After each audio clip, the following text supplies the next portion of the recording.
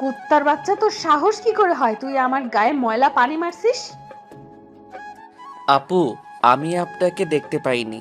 আপনি হঠাৎ নিচে চলে আসছেন। তুই আমার গায়ে ইচ্ছা করে ফেলছিস, এর জন্য তোকে শাস্তি পেতে হবে। আমি তো বলছি আপনার গায়ে ইচ্ছে করে পানি মারি নাই। ঠিক আছে, আপনি যে শাস্তি দিবেন আমি মাথা পেতে নিব। তারপরেও আমার মরা বাবা মাকে গালি দিয়েন না। তুই এক্ষুনি আমার জামা পরিষ্কার করে দিবি, এবং আগে 50 বার কান ধরে উঠবি আর বসবি। ঠিক আছে আপু, আপনি যা বলবেন আমি তাই করছি। কি আর করার, আপুর কথা মতো কান ধরে উঠতে বসতে লাগলাম। আপু রুমে গিয়ে জামা চেঞ্জ করে ময়লা জামা আমার সামনে দিয়ে রুমে চলে গেল। কান ধরা শেষ করে আপুর জামাগুলো নিয়ে ওয়াশরুমে চলে গেলাম। জামা পরিষ্কার করে ছাদের উপরে দিয়ে নিজের রুমে আসলাম। ওয়াশরুমে ঢুকে ফ্রেশ হয়ে কলেজে যাওয়ার জন্য রেডি হতে লাগলাম। রেডি হতে হতে আপনাদের পরিচয়টা দিয়ে দেই। আমি রাসেল। দুনিয়ায় আপন বলতে কেউ নেই। মা আমাকে জন্ম দেওয়ার 5 মাস পর অসুস্থ হয়ে মারা যায়। এরপর বাবা আমাকে লালন পালন করে। কোনো রকম এসএসসি পাশ করার পর আব্বু রোড দুর্ঘটনায় মারা যায়। আব্বু রিক্সা চালিয়ে আমার পড়ালেখার খরচ চালিয়েছে। বাবা মারা যাওয়ার 1 মাস পর ঢাকায় চলে আসি। রাস্তা দিয়ে হাঁটতে আসি, কোথায় যাব কি করব কিছুই মাথায় আসছে না। এই ঢাকা শহরে আমার কেউ নেই, তাই যাওয়ার মতো স্থান নেই। এসব ভেবে হাঁটতেছি, হঠাৎ একটা গাড়ি এসে আমাকে ধাক্কা মারে। আমি রাস্তার এক পাশে গিয়ে পড়ি। এরপর আর কিছু মনে নেই। যখন চোখ খুলি তখন দেখি আমি একটা হাসপাতালের কেবিনে শুয়ে আছি। আমার পাশে একজন বাবার বয়সী লোক বসে আছে। আমাকে চোখ খুলতে দেখে উনি বলল, যাক, অবশেষে তোমার জ্ঞান ফিরেছে। আজ একদিন পর তোমার জ্ঞান ফিরেছে।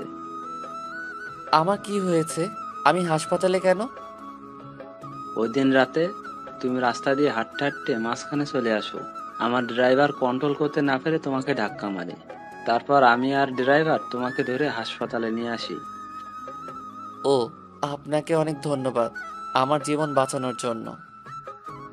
আচ্ছা, আমাকে বলো তো, তুমি রাস্তার মাঝখানে চলে আসলে কেন? আসলে দুনিয়ায় আপন বলতে আমার কেউ নেই। আম্মু জন্ম দেওয়ার 5 মাস পর অসুস্থ হয়ে মারা যায়। এরপর বাবা ছিল। 1 মাস আগে বাবা সড়ক দুর্ঘটনায় মারা যায়। এরপর ঢাকায় চলে আসি কাজের খোঁজে। এই ঢাকা শহরে আমার কেউ নেই, তাই কোথায় যাব কি করব এসব কিছু ভাবতে ভাবতে হাঁটতেছিলাম। তারপর কি হলো আপনি তো জানেন। কে বলেছে তোমার আপন কেউ নেই? আজ থেকে আমি তোমার সব। তুমি এখন থেকে আমার বাসায় থাকবে। আপনার পরিবারের মানুষ কি বলবে? আর আপনাকে তো আমি চিনি না। আমার পরিবারে আমি, স্ত্রী এবং একটা মেয়ে আছে। আর আমি হচ্ছি বাংলাদেশ টপ বিজনেসম্যানদের একজন। নাদিয়া গ্রুপ অফ কোম্পানির মালিক রহমান শিকদার। নাদিয়া হচ্ছে আমার মেয়ের নাম। আমি আপনার বাসায় যেতে পারি, কিন্তু আমাকে কোনো কাজ দিতে হবে। তুমি আমাকে আপনি করে বলছো কেন? এখন থেকে আঙ্কেল বলে ডাকবে। আর তোমাকে এখন কোনো কাজ করতে হবে না। কতটুকু পর্যন্ত লেখাপড়া করেছো? জি, আমি এবার এসএসসি পাশ করেছি। ঠিক আছে, তাহলে তুমি আগে পড়ালেখা শেষ করো, তারপর আমার অফিসে চাকরি করবে। আপনি অনেক ভালো মনের মানুষ আঙ্কেল। দুনিয়ায় আপনার মতো মানুষ থাকলে মেধাবী ছেলেগুলো রাস্তায় থাকতে হতো না। আচ্ছা ঠিক আছে, তুমি এখন রেস্ট নাও। আমি ড্রাইভারকে ফোন দিয়ে বলে দিচ্ছি, সে খাবার নিয়ে আসবে। খাবার খেয়ে ওষুধগুলো খেয়ে নেবে। আমি ডাক্তারের কাছে যাচ্ছি। এ কথা বলে আঙ্কেল কেবিন থেকে বেরিয়ে গেল। আজ 2 দিন পর আমাকে আঙ্কেলের বাসায় নিয়ে আসছে। আমাকে আন্টির সাথে পরিচয় করিয়ে দিল। আন্টির কথা শুনে বুঝতে পারলাম উনি আঙ্কেলের মতো অনেক ভালো মানুষ। বিকালে ওনার মেয়ে কলেজ থেকে আসার পর আমাকে তার সাথে পরিচয় করিয়ে দিচ্ছে। নাদিয়া আপুর কথা শুনে বুঝতে পারলাম উনিও অনেক ভালো মানুষ। আমাকে কত সহজে আপন করে নিছে। সুন্দরভাবে চলছিল আমার জীবন। আমাকে নাদিয়া আপুর কলেজে ভর্তি করিয়ে দিছে। নাদিয়া আপু প্রতিদিন ওনার সাথে করে কলেজে নিয়ে যায়, আবার নিয়ে আসে। নাদিয়া আপু এবার ইন্টার ফাইনাল ইয়ারে পড়ে, আর আমি প্রথম ইয়ারে। বয়সে আমার চেয়ে 2 বছরের বড় হবে। এভাবে দেখতে দেখতে একটা বছর কেটে গেল। কিন্তু হঠাৎ নাদিয়া আপুর ব্যবহার অন্যরকম হয়ে গেছে। আজ 1 মাস থেকে। আগে তো ভালো ছিল, কিন্তু হঠাৎ এত পরিবর্তন কেন? গতকাল রাতে অনেক বৃষ্টি হয়েছে, তাই ছাদে পাতা পড়ে পানি জমে গেছে। 1 বালতির মতো পানি হবে। আমি পানিগুলো কুড়ে নিচে ফেলে দিলাম। হঠাৎ নিচের দিকে তাকিয়ে দেখি নাদিয়া আপু চোখ মুখ লাল করে দাঁড়িয়ে আছে। এরপর দ্রুত নিচে নেমে আসলাম। তারপর কি হলো আপনারা তো জানেন। আপনাদের সাথে কথা বলতে বলতে রেডি হয়ে নিচে চলে আসলাম। নিচে এসে দেখি আপু নাই। তাই আমি খালাকে জিজ্ঞেস করলাম, খালা, নাদিয়া আপু কোথায়? উনি কি নাস্তা করবে না? নাদিয়া ম্যাম তো নাস্তা করে গাড়ি নিয়ে কলেজে চলে গেছে। ও আচ্ছা, ঠিক আছে। তাহলে তুমি আমাকে নাস্তা দাও। আজকে আমার পাঠক পাঠিকা ভাই বোনদের সাথে কথা বলতে বলতে দেরি হয়ে গেছে। পাঠক পাঠিকা এরা আবার কারা? আরে খালা, যারা আমার গল্প নিয়মিত পড়ে তাদের বলছি। আমি তো এত কিছু বুঝি না, পড়ালেখা করি নাই, তাহলে বুঝবো কেমনে? তুমি বরং নাস্তা করে তাড়াতাড়ি কলেজে যাও। আমি আর কোনো কথা না বলে নাস্তা করে ব্যাগটা নিয়ে বাসার বাইরে চলে আসলাম। তারপর একটা রিক্সা নিয়ে কলেজে যেতে লাগলাম। এবার আপনারা হয়তো বলবেন, আপনার আঙ্কেল আন্টি কোথায়? আসলে আঙ্কেল আন্টি গ্রামে আঙ্কেলের বাসায় গেছে। আজকে প্রায় 15 দিন হয়েছে। কবে আসবে সেটা এখনো বলে নাই। এই 15 দিন নাদিয়া আপু আমাকে গাড়িতে করে কলেজে নিয়ে যায়নি। 15 দিন আগে শুধু গাড়িতে করে কলেজে নিয়ে যেত, কিন্তু আসার সময় নিয়ে আসতো না। আমি সেটা আঙ্কেল আন্টিকে বলি নাই, তাহলে আপুকে বকাঝকা করবে। আপু আমার সাথে খারাপ ব্যবহার করছে ঠিকই, কিন্তু কখনো গায়ে হাত তোলে নাই। আজকে আমার দোষের কারণে থাপ্পড় মেরেছে। আমার দরকার ছিল নিচে তাকিয়ে পানিগুলো ফেলার, তাহলে আর আপুর গায়ে পড়তো না। কথা বলতে বলতে কলেজে চলে আসলাম। পকেটে হাত দিয়ে দেখি মানিব্যাগ আনতে ভুলে গেছি। সব পকেটে হাত দিয়ে দেখি 30 টাকার মতো আছে। রিক্সা ভাড়া মিটিয়ে কলেজের গেট দিয়ে ভিতরে ঢুকলাম। তারপর ক্লাসের সামনে চলে গেলাম। দেখি স্যার পড়া শুরু করে দিছে। স্যার, ভিতরে আসতে পারি? আরে রাসেল, তুমি আজকে এত দেরি কেন কলেজ আসতে? আসলে স্যার, বাসায় একটু কাজ ছিল, সেগুলো শেষ করে আসতে দেরি হয়ে গেছে। ঠিক আছে, এখন সিটে গিয়ে বসো। Okay sir. আমি আর কোনো কথা না বলে রাফির পাশে গিয়ে বসলাম। রাফি বলল, কিরে, তোর গাল লাল হয়ে আছে কেন? শালা, স্যার ধরতে পারে নাই। তুই শালা কিভাবে ধরলি? শুন, আমি তোর বেস্ট ফ্রেন্ড। তোর চেহারার দিকে তাকালে আমি সব বুঝতে পারি। এখন বল, লাল হয়ে আছে কেন? নাদিয়া আপু কি তোর গায়ে হাত তুলেছে? তোকে কলেজ ছুটি হওয়ার পর সব খুলে বলবো। রাফি আর কোনো কথা বলল না। আসলে আমরা দুজন বেস্ট ফ্রেন্ড। আমি আমার সব কিছু ওর সাথে শেয়ার করি, আর রাফি তার সব কিছু আমার সাথে শেয়ার করে। রাফির বাবা আঙ্কেলের মতো একজন বিজনেসম্যান। সবগুলো ক্লাস শেষ করে দুই বন্ধু বাইরে আসলাম। এবার বল, নাদিয়া আপু তোকে কেন মেরেছে? আসলে আমি আজকে সকালে, তারপর সব কিছু খুলে বললাম। এজন্য বুঝি তোর গায়ে হাত তুলবে? হাত তো তুলেছে, আবার কান ধরে উঠবাস করিয়েছে, জামা কাপড় পরিষ্কার করিয়েছে। আচ্ছা, এসব কথা বাদ দে। আমারই ভুল ছিল নিচে তাকিয়ে পানিগুলো ফেলার। ঠিক আছে, চল আজকে তোকে বাসায় নামিয়ে দিয়ে আসি। ঠিক আছে, চল। না, করলাম না, কারণ আমার কাছে টাকা নেই। রাফির কাছ থেকে অনেক টাকা নিয়েছি, আবার টাকা দিতে গেলে নেয় না। নিজের কাছে খারাপ লাগে টাকার কথা বলতে। কথা বলতে বলতে বাসায় চলে আসলাম। রাফি গাড়ি নিয়ে চলে গেল। আসার সময় আপুকে কলেজে দেখলাম না, মনে হয় কোথাও গেছে। বাসার ভিতরে ঢুকে কলিং বেল চাপ দিলাম। খালা এসে দরজা খুলে দিল। আমি খালাকে বললাম, খালা, নাদিয়া আপু কি বাসায় আছে?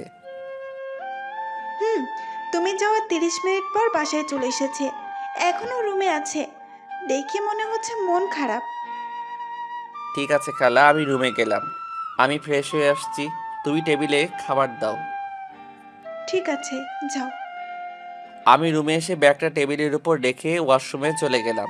ফ্রেশ হয়ে একটা জামা গায়ে দিয়ে নিচে চলে আসলাম।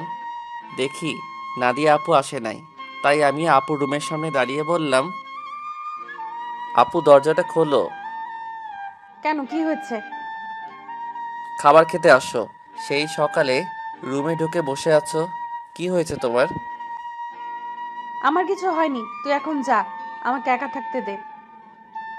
আপু প্লিজ দরজাটা খোলো, তোমার সাথে আমার কিছু কথা আছে। নাদিয়া আপু আর কোনো কথা না বলে দরজা খুলে দিয়ে বিছানায় গিয়ে বসলো। আমাকে বলল, বল, কি কথা বলবি? আপু তুমি সকালের ওটা নিয়ে আমার উপর রেগে আছো। তোমার যদি শাস্তি দেওয়া কম হয় তাহলে তুমি আমাকে আরো শাস্তি দাও, আমি মাথা পেতে নিব। তারপরেও তুমি না খেয়ে থেকো না। নাদিয়া আপু আর কোনো কথা না বলে বিছানা থেকে উঠে এসে আমাকে জড়িয়ে ধরলো। তখন আপু বলল, তুই আমাকে ক্ষমা করে দে রাসেল, আমি তোর উপর রাগ করে নেই। আমি একটা ছেলেকে ভালোবাসি, কিন্তু ছেলেটা অন্য একটা মেয়েকে ভালোবাসে, তাই ওর উপরে রাগ করে তোর সাথে খারাপ ব্যবহার করছি। তুই আমাকে মাফ করে দে। আজকে তোর গায়ে হাত তুলে নিজের কাছে অনেক খারাপ লাগছে, তাই ক্লাস না করে বাসায় চলে আসি। আপু আমি কিছু মনে করি নাই। আমি জানি তোমার হয়তো কিছু হয়েছে, তাই তুমি আমার সাথে এরকম করছো। তুমি একটা বার ওই ছেলেটাকে দেখিয়ে দিও, আমি ওকে আবার তোমার কাছে নিয়ে আসবো। না রে, আর ও আমাকে ভালোবাসে না, ও আমার সাথে প্রেমের অভিনয় করছে, আমি সেটা বুঝতে পারি নাই। মন খারাপ করো না, দেখবে আস্তে আস্তে সব ঠিক হয়ে যাবে। তুমি ফ্রেশ হয়ে আসো, দুজনে একসাথে খাবার খাবো। ঠিক আছে, তুই বস, আমি ফ্রেশ হয়ে আসছি। নাদিয়া আপু ফ্রেশ হতে চলে গেল। আমি বিছানায় বসে আপুর মোবাইল টিপতে লাগলাম। গ্যালারিতে ঢুকে দেখি একটা ছেলের অনেকগুলো ছবি। তার মানে এই ছেলের সাথে প্রেম করত। ছেলেটা দেখতে অনেক সুন্দর, আমি ওই ছেলের কাছে কিছুই না। অবাক করার বিষয় হলো ওই ছেলের সাথে আপুর একটা ছবিও দেখলাম না। আমি মোবাইলটা বিছানায় রেখে দিলাম। কিছুক্ষণ পর আপু ওয়াশরুম থেকে বেরিয়ে আসলো। আমি তার দিকে তাকিয়ে মাথা নিচু করে ফেললাম। আপু মনে হয় বিষয়টা বুঝতে পেরেছে, তাই আপু বলল, আসলে আমার মনে ছিল না তুই যে আমার রুমে। আমি ওয়াশরুমে ঢুকে জামা কাপড় গায়ে দিচ্ছি। ওয়াশরুমে যেতে হবে না, আমি নিচে যাচ্ছি, তুমি জামা কাপড় গায়ে দিয়ে আসো। এ কথা বলে আমি আপুর রুম থেকে বেরিয়ে নিচে চলে আসলাম। কিছুক্ষণ পর আপু জামা গায়ে দিয়ে নিচে চলে আসলো। একটা কথা আপনাদেরকে বলে দেই, আমি নাদিয়াকে নিজের বড় আপুর মতো জানি। দুজনে একসাথে খাবার খেতে লাগলাম। খাবার খেয়ে যে যার রুমে চলে আসলাম। বিছানায় শুয়ে মোবাইল হাতে নিয়ে রাফিকে ফোন দিয়ে সব কিছু খুলে বললাম। তারপর আরও কিছুক্ষণ কথা বলে ঘুমিয়ে গেলাম। সকালে হঠাৎ কে যেন আমার গায়ে পানি মেরে ভিজিয়ে দিল। আমি এক লাফে উঠে গেলাম। সামনে তাকিয়ে দেখি নাদিয়া আপু হাতে বালতি নিয়ে দাঁড়িয়ে দাঁড়িয়ে হাসতে আসছে। তার মানে এটা আপুর কাজ। তখন আমি আপুকে বললাম, আপু তুমি এটা কি করলে? আমার গায়ে পানি দিলে কেন?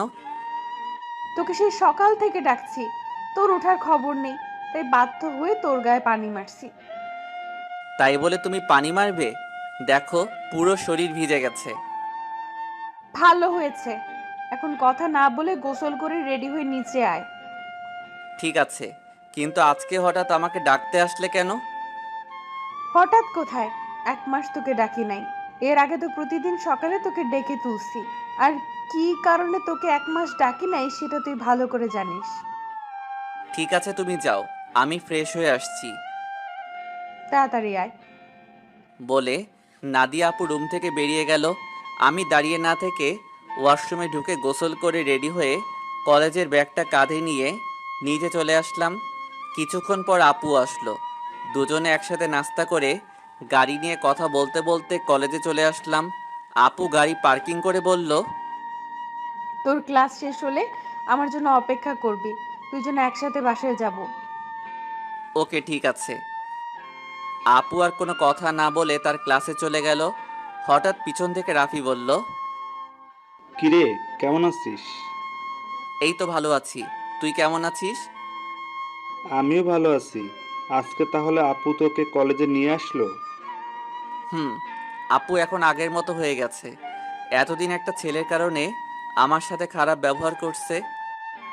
ওই শালাকে যদি সামনে পাইতাম তাহলে অবস্থা খারাপ করে দিতাম। ওসব কথা বাদ দে, এখন ক্লাসে চল। ঠিক আছে, চল। আমি আর রাফি ক্লাসে চলে আসলাম। কিছুক্ষণ পর স্যার ক্লাসে আসলো। সবগুলো ক্লাস শেষ করে আমি আর রাফি বাহিরে চলে আসলাম। রাফি, তাহলে তুই বাসায় যা, আমি আপুর জন্য অপেক্ষা করছি। দুজনে একসাথে বাসায় যাব। ওকে, ঠিক আছে। রাফি আমার থেকে বিদায় নিয়ে চলে গেল। আমি আপুর জন্য অপেক্ষা করতে লাগলাম। কিছুক্ষণ পর দেখি আপু তার বান্ধবীদের সাথে ক্লাস থেকে বেরিয়ে আসতেছে। আমাকে দেখে তার বান্ধবীদের বিদায় আমার সামনে আসলো। কিরে, কোন সময় তোর ক্লাস শেষ হয়েছে? এই তো 30 মিনিট আগে। ও, আমার একটা এক্সট্রা ক্লাস ছিল, তাই আসতে একটু দেরি হয়ে গেছে। কোনো সমস্যা নেই, তুমি গাড়ি নিয়ে আসো। তুই দাঁড়া, আমি গাড়ি নিয়ে আসছি। আপু গাড়ি নিয়ে আমার সামনে আসলো। তারপর আপুর সাথে সামনের সিটে বসলাম। দুজনে কথা বলতে বলতে বাসায় চলে আসলাম। আপু তার রুমে চলে গেল, আমি আমার রুমে চলে আসলাম। ফ্রেশ হয়ে নিচে এসে আপু আর আমি একসাথে খাবার খেয়ে রুমে চলে আসলাম। দেখতে দেখতে 1 মাস চলে গেল। এখন আপুর সাথে আগের থেকে অনেক ফ্রি হয়ে গেছি। এখন আপু আমার সব সময় খেয়াল রাখে। কলেজে কোনো মেয়ের সাথে কথা বলতে দেয় না, আমাকে শাসনের উপর রাখে। আপুর এসব আমার অনেক ভালো লাগে। আমি আপুকে কিছু বলি না। এখন ওই ছেলের কথা আপু একদম মাথা থেকে ঝেড়ে ফেলে দিচ্ছে। আমার সাথে সব সময় দুষ্টুমি করে। বড় বোন হিসেবে ছোট ভাইয়ের সাথে করতে পারে। আমি আপুকে সব সময় নিজের বড় বোনের চোখে দেখি। আঙ্কেল আন্টি তারা বাসায় চলে এসেছে। আঙ্কেল এখন আগের মতো অফিস দেখাশোনা করে। আমাদের কলেজ আজকে 1 মাসের জন্য ছুটি দিয়েছে, কারণ কলেজে নতুন করে রং লাগাবে। তাই 1 মাস কলেজ বন্ধ থাকবে। রাতে সবাই একসাথে খাবার খাচ্ছি, তখন আঙ্কেল বলল, শুনেছি তোদের কলেজ নাকি 1 মাসের জন্য বন্ধ থাকবে। আব্বু কলেজে কিছু কাজ করবে তাই বন্ধ দিয়েছে। তাহলে তুই আর রাসেল তোর নানা বাড়ি থেকে কিছুদিন ঘুরে আয়। সবসময় তো দুইজনই বাসায় থাকিস, কোথাও যাস না। আমি না হয় যাব, কিন্তু রাসেল কি আমার সাথে যাবে? রাসেল যাবে না কেন? আসলে আন্টি, আমার বাসা থেকে বাইরে কোথাও ঘুরতে যেতে ভালো লাগে না। এটা তো আর অন্য কোথাও না, আমার শ্বশুর বাড়ি যেতে বলছি। রাসেল আমার সাথে না গেলে আমিও কোথাও যাব না। ঠিক আছে আপু, আমি তোমার সাথে যাব। এবার খুশি? অনেক খুশি। তাহলে কালকে সকালে তোরা দুজনে রওনা দে। এখন রুমে গিয়ে জামা কাপড় গুছিয়ে রাখ। আর তোরা কি গাড়ি নিয়ে যাবি? না আব্বু, আমরা বাসে করে যাব। ঠিক আছে, তোরা যেটা ভালো বুঝিস। কেউ আর কোনো কথা না বলে খাবার খেতে লাগলো। আমি খাবার খেয়ে রুমে চলে আসলাম। রুমে এসে জামা কাপড় গুছিয়ে রাখলাম। তারপর বিছানায় শুয়ে মোবাইল টিপতে টিপতে ঘুমিয়ে পড়লাম। পরের দিন সকালে আপু এসে আমাকে ডেকে তুলল। আমাকে রেডি হতে বলে তার রুমে চলে গেল। আমি ওয়াশরুমে ঢুকে ফ্রেশ হয়ে রেডি হয়ে জামা কাপড় আর ব্যাগটা নিয়ে নিচে চলে আসলাম। নাস্তার টেবিলে দেখি আঙ্কেল আন্টি বসে আছে। আমি একটা চেয়ার টেনে বসলাম। হঠাৎ সিঁড়ির উপরে চোখ পড়তেই আমি চমকে উঠলাম। আজকে আপুকে অনেক সুন্দর লাগছে। নীল রঙের একটা জামা গায়ে দিছে। আপুকে নীল রঙের জামায় অনেক সুন্দর লাগছে। আপু আমার সামনে এসে বলল, কি রে, তুই এভাবে হ্যাবলার মতো আমার দিকে তাকিয়ে আছিস কেন? এই আপু, আমাকে হ্যাবলা বলবে না। আমি কিন্তু তোমার থেকে অনেক সুন্দর আছি। আর আজকে তোমাকে নীল রঙের জামায় অনেক সুন্দর লাগছে। বাবা, যে এনার চেহারা, আবার বলে আমার থেকে ওর চেহারা সুন্দর। যা, একটু তোমার রূপের প্রশংসা করলাম, এখন থেকে আর করব না। তোমাকে পুরো পেতনির মতো লাগছে। কি বললি? আমাকে পেতনির মতো লাগছে? প্রথমে প্রশংসা করলাম, কোনো দাম পেলাম না, তাই তোমাকে পেতনি বললাম। আজকে তোকে আমি মেরেই ফেলবো। তোরা কি শয়তানি করবি নাকি নাস্তা করে বেরিয়ে পড়বি? আপু তুমি দেখো না, রাসেল আমাকে পেতনি বলছে। ও তো ছোট, তাই তোর সাথে দুষ্টামি করছে। এখন কথা না বলে নাস্তা করে বেরিয়ে পড়। নাদিয়া আপু আমার দিকে তাকিয়ে একটা ভেঙচি মেরে একটা চেয়ার টেনে বসে পড়ল। সবাই নাস্তা করতে লাগলাম। নাস্তা খাওয়া শেষ করে আঙ্কেল আন্টির কাছে বলে বাসা থেকে বেরিয়ে আসলাম। তারপর গাড়িতে করে বাস কাউন্টারে চলে আসলাম। ড্রাইভার আমাদের বাস কাউন্টারে নামিয়ে দিয়ে চলে গেল। আসার সময় আঙ্কেল আমার পকেটে কিছু টাকা ঢুকিয়ে দিল। তাই বাস কাউন্টারে গিয়ে টিকিটের জন্য টাকা বের করতে গিয়ে দেখি 15 থেকে 20 হাজারের মতো হবে। আমি 2টা টিকিট নিলাম। তারপর টিকিট নিয়ে দুজনে বাসে উঠলাম। দুজনের একসাথে সিট। বাস 20 মিনিট পর ছেড়ে দিল। এই দেখছেন আমি কেমন মানুষ। নাদিয়া আপুর নানার বাড়ির কথা বলতে ভুলে গেছি। আপুর নানার বাড়ি যশোরে। আমি কখনো যাইনি, কিন্তু আপুকে একবার যেতে দেখেছি, তাই আপু সব চিনে। শোন, নানার বাড়িতে গিয়ে কোনো মেয়ের সাথে কথা বলতে পারবি না, আর রিয়ার থেকে দূরে দূরে থাকবি। আমি কি আর কখনো তোমার নানার বাড়ি গেছি? আমি তো কাউকে চিনি না। আর এই রিয়াটাকে? রিয়া হচ্ছে আমার মামাতো বোন, ও তোর সেম ক্লাসে পড়ে। ঠিক আছে, কিন্তু ও যদি আমার সাথে কথা বলতে আসে তখন কি করব? তুই বলবি না। আমি যদি না কথা বলি তাহলে বলবে আমি বোবা, আর না হয় বলবে আমি বেশি ভাব দেখাই। কথা বলবি, কিন্তু বেশি কথা বলতে পারবি না। ঠিক আছে। আমি মনে মনে বললাম, আগে তো রিয়া মেয়েটাকে একবার দেখি, পছন্দ হলে তার সাথে প্রেম করব। এই নাদিয়া আপুর জন্য আজ পর্যন্ত কোনো মেয়ের সাথে প্রেম করতে পারলাম না। তো যাই হোক, দুজনে কানে হেডফোন লাগিয়ে গান শুনতে লাগলাম। বাস এসে একটা রেস্টুরেন্টে থামলো। তখন আমি নাদিয়া আপুর দিকে তাকিয়ে দেখি ঘুমিয়ে আছে। আমি আপুকে ডাক দিলাম।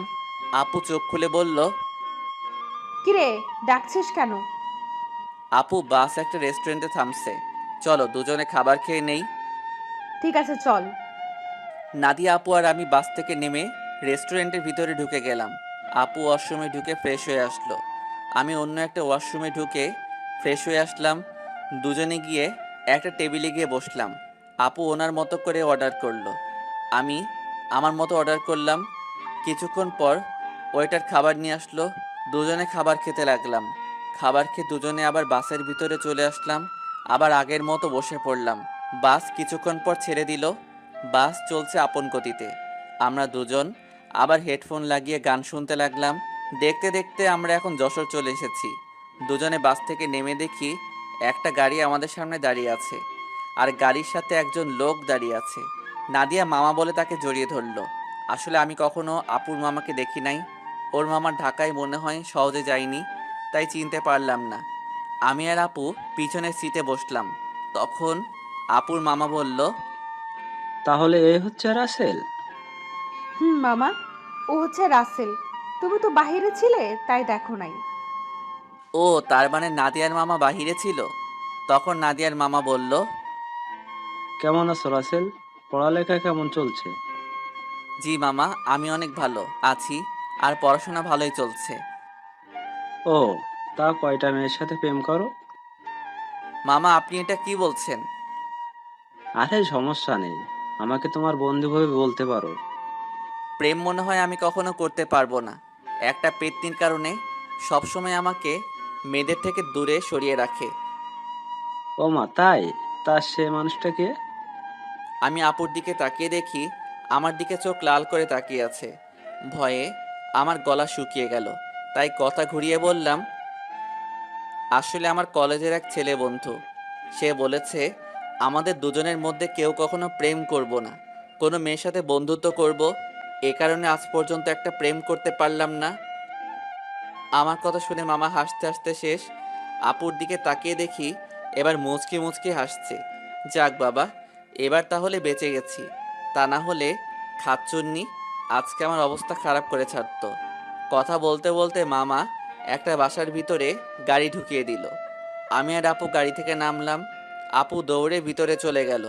আমি এক জায়গায় দাঁড়িয়ে আছি। মামা গাড়ি পার্কিং করে আমার সামনে এসে বলল, কি ব্যাপার রাসেল, তুমি এখানে দাঁড়িয়ে আছো কেন? ভেতরে যাও। আমি কেমন করে যাব? আমি তো কাউকে চিনি না। আপু তো আমাকে না নিয়ে দৌড় দিয়ে ভিতরে চলে গেল। ও, এ ব্যাপার। ঠিক আছে, তুমি আমার সাথে আসো। এটা হচ্ছে আমাদের বাড়ি। আপনাদের বাড়িটা অনেক সুন্দর। এই বাড়িটা আব্বু বানিয়েছে, প্রায় 5 কোটি টাকা খরচ করে। বাইরে থেকে যদি এত সুন্দর হয়, না জানি ভিতরে দেখতে কেমন। ভিতরে আসো, তারপর দেখো কেমন লাগে। দুজনে কথা বলতে বলতে ভিতরে গেলাম। ভিতরে ঢুকে আমি তো আরো অবাক হয়ে গেলাম। পুরো বাড়িটা রাজপ্রাসাদের মতো। বাইরে থেকে ভেতর কেমন লাগছে? অনেক সুন্দর মামা। গ্রামের ভেতরে আমাদের বাড়িটা এক নম্বরে আছে। এমন বাড়ি আর কোথাও নাই। হুম। ঠিক আছে, তুমি উপরে গিয়ে ডান হাতের পাশের রুমে চলে যাও। যতদিন এই বাড়িতে থাকবে ততদিন ওই রুমেই থাকবে। ওকে ঠিক আছে মামা। এই বলে আমি সিঁড়ি বেয়ে উপরে উঠলাম। তারপর হাতের ডান পাশের রুমে ঢুকে গেলাম। ভিতরে ঢুকে দেখি রুমটা অনেক সুন্দর। আমি কাঁধের ব্যাগটা বিছানায় রেখে জামা কাপড় বের করে ওয়াশরুমে ঢুকে গেলাম। গোসল করে একটা জামা গায়ে দিয়ে রুম থেকে বেরিয়ে আসতেই কারোর সাথে ধাক্কা খেয়ে নিচে পড়ে গেলাম।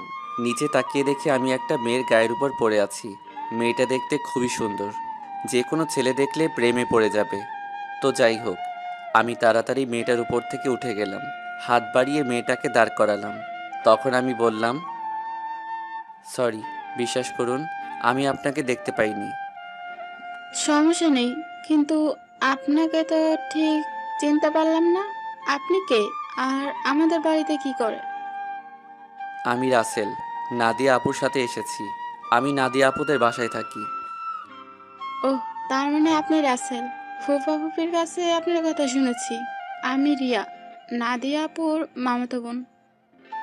ও, তার মানে আপু আসার সময় আপনার কথা বলছে? নাদিয়া আপু আপনাকে আমার ব্যাপারে কি বলছে? তেমন কিছু না, বলছে আপনি নাকি আমার সেম ইয়ারে পড়েন। বাকিটা বললাম না, শুনলে রিয়া কষ্ট পাবে, তাই ওই কথা বললাম না। তখন রিয়া বলল, ও, তার মানে আপনি আমার সেম ইয়ারে পড়েন। তাহলে আমরা আপনি করে বলছি কেন? আমরা তোর নাম এবং তুই করে বলতে পারি। ঠিক আছে, এখন থেকে তুই করে বলবো। এখন চলো নিচে যাই। আসার পর তোর আম্মুর সাথে কথা বলি নাই এবং তোর দাদা দাদির সাথে দেখা করি নাই। ঠিক আছে, চল। আমি আর রিয়া দুজনে নিচে চলে আসলাম। আপুর দিকে তাকিয়ে দেখি আমার দিকে চোখ লাল করে তাকিয়ে আছে, মনে হয় আমাকে গিলে খাবে। আসসালামু আলাইকুম মামি, কেমন আছো তুমি? আমি ভালো আছি। তুমি কেমন আছো? আমাদের বাসায় তো কখনো আসো নাই। তোমাকে অনেকবার বলছি আসার জন্য। আমি ভালো আছি মামি। আসলে মামি, আমার বাসা থেকে কোথাও যেতে ভালো লাগে না। আপু আমাকে নিয়ে এসেছে।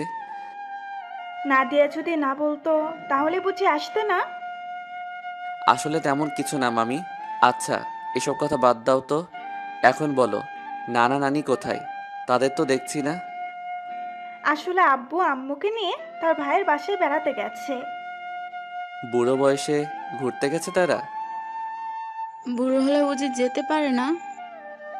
আমি সেটা বলি নাই, মানে তাদের ভালোবাসা বুড়ো বয়সে এখনো আছে। এত কথা না বলে খাবার খা। খাবার খেয়ে তুই আমার রুমে আসবি, তোর সাথে আমার কথা আছে। ঠিক আছে আপু, আর কোনো কথা না। খাবার খেয়ে নিচের রুমে চলে আসলাম। কিছুক্ষণ রেস্ট নিয়ে আপুর রুমের সামনে গিয়ে বললাম, আপু ভিতরে আসবো? আয় বস। আমি ভিতরে ঢুকে দেখি আপুর চোখ দিয়ে পানি পড়ছে।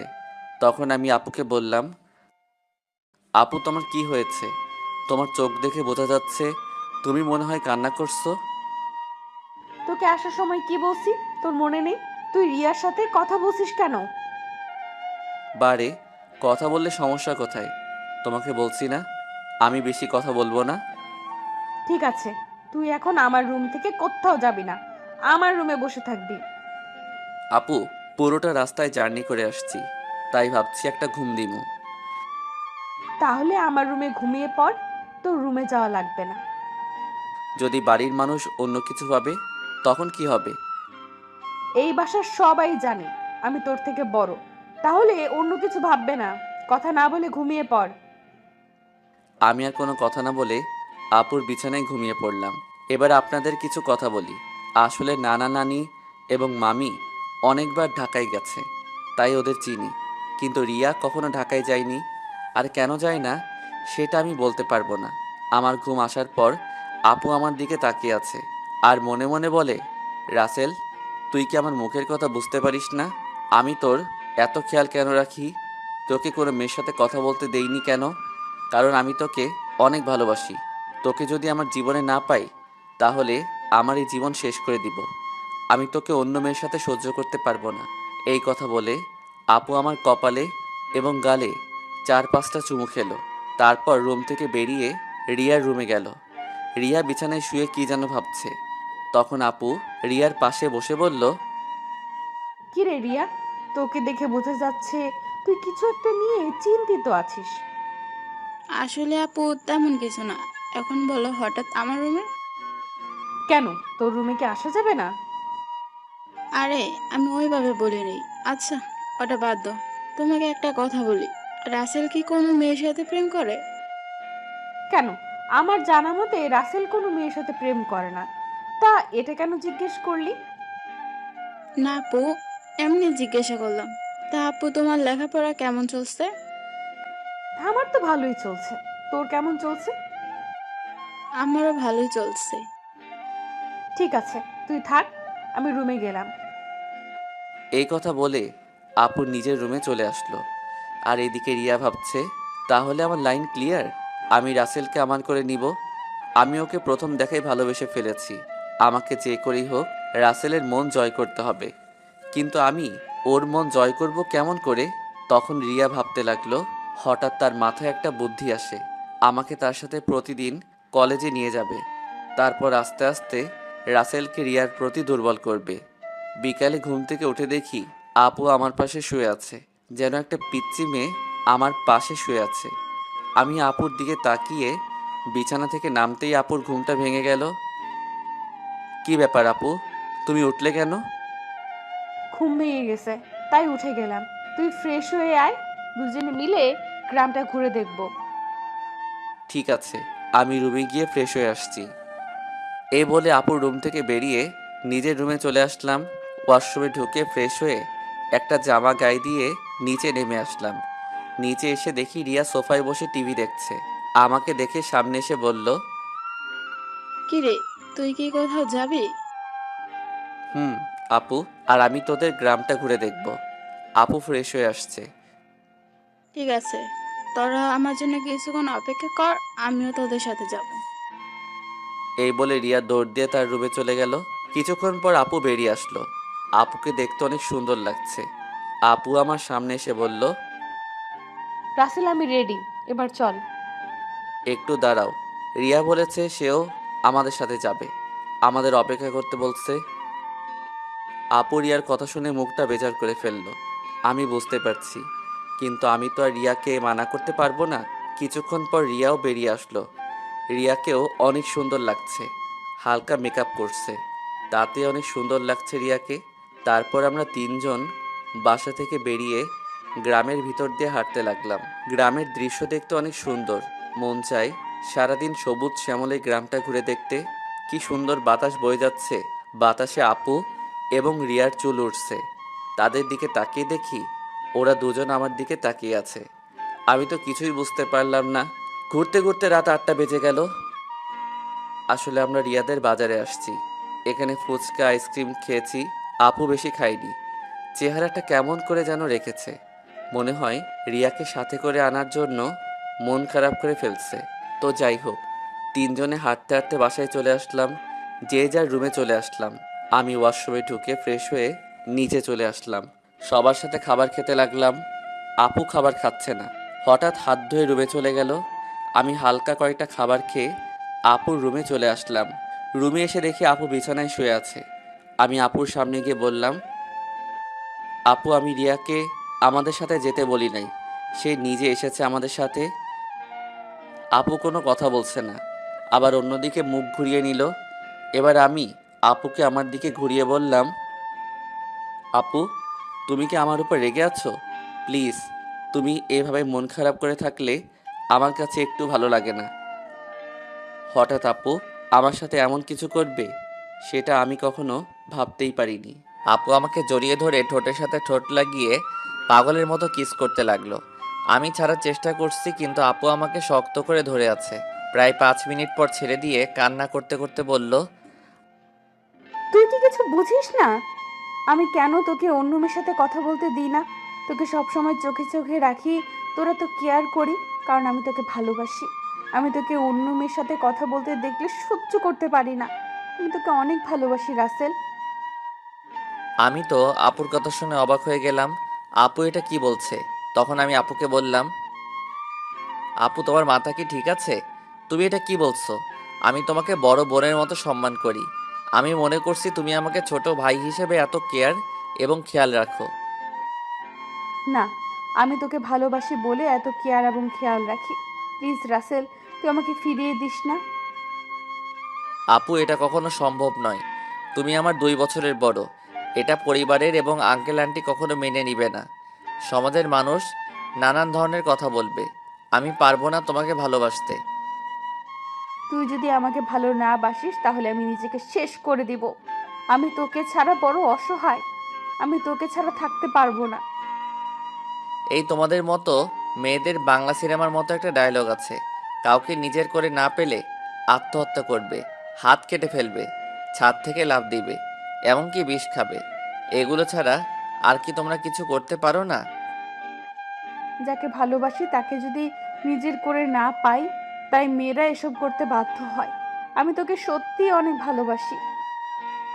আপু আমি তোমাকে বোনের মতো জানি। আমি তোমাকে কখনো ভালোবাসতে পারবো না। তুমি এসব বিষয়ে আমার সাথে কথা বললে আমি তোমাদের সবাইকে ছেড়ে চলে যাব। না না, তুই কোথাও যাস না। তোকে না দেখলে আমি থাকতে পারবো না। ঠিক আছে, আমি আর কখনো তোকে ভালোবাসার কথা বলবো না। কথাটা যেন মনে থাকে। আগে যেভাবে চলতে এখনো সেভাবে চলবে। আমি এখন রুমে গেলাম। এই বলে নিজের রুমে চলে আসলাম। রুমে এসে বিছানায় শুয়ে আপুর কথাগুলো ভাবতে লাগলাম। আপু এটা কেমন করে বলল? আঙ্কেল আন্টি যদি জানতে পারে তাহলে আমাকে বাসা থেকে বের করে দিবে। তারপর আমি কোথায় যাব? এসব কিছু ভাবতে ভাবতে কখন যে ঘুমিয়ে গেছি মনে নাই। সকালে রিয়া রুমে এসে ডাকতে লাগলো। ওই রাসেল, ওর তাড়াতাড়ি। কি হয়েছে, ডাকছিস কেন? আজকে তুই আমার সাথে কলেজে যাবি, তাই তোকে ডাকতে আসলাম। আমি তোর কলেজে যাব কেন? আমি তো তোর কলেজে পড়ি না। সেটা তো আমি জানি, তোকে আমাদের কলেজটা ঘুরে দেখাবো। তাড়াতাড়ি ওঠ। ঠিক আছে তুই যা, আমি ফ্রেশ হয়ে আসছি। রিয়া আর কোনো কথা না বলে আমার রুম থেকে বেরিয়ে গেল। আমি বিছানা থেকে উঠে ওয়াশরুমে ঢুকে ফ্রেশ হয়ে রেডি হয়ে নিচে চলে আসলাম। নিচে এসে দেখি মামা মামি নাস্তার টেবিলে বসে আছে। আমি গিয়ে একটা চেয়ার টেনে বসলাম। তা রাসেল, রাতে ঘুম কেমন হয়েছে? অনেক ভালো ঘুম হয়েছে মামা। তা তুমি এত সকালে ঘুম থেকে উঠলে কেন? রিয়া আমাকে ঘুম থেকে উঠিয়ে দিল তার সাথে কলেজে যাওয়ার জন্য। আমাকে নাকি তাদের কলেজটা ঘুরে দেখাবে। ও, ঠিক আছে, তোমরা নাস্তা করো।